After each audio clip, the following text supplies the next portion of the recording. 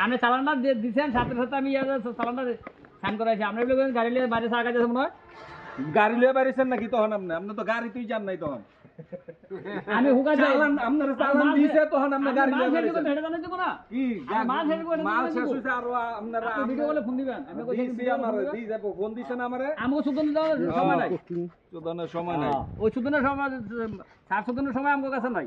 আমাকে যদি কোনো ফল পাই আমাকে কইতে পারবো। এই গোয়াটা মারি দিলে নাই স্যার আমার ডাইরেক্ট ফোন দিব, আমার দেয় বোঝা হয় যে এই সমস্যা, আপনারে ফোন দিব তা কি করবো?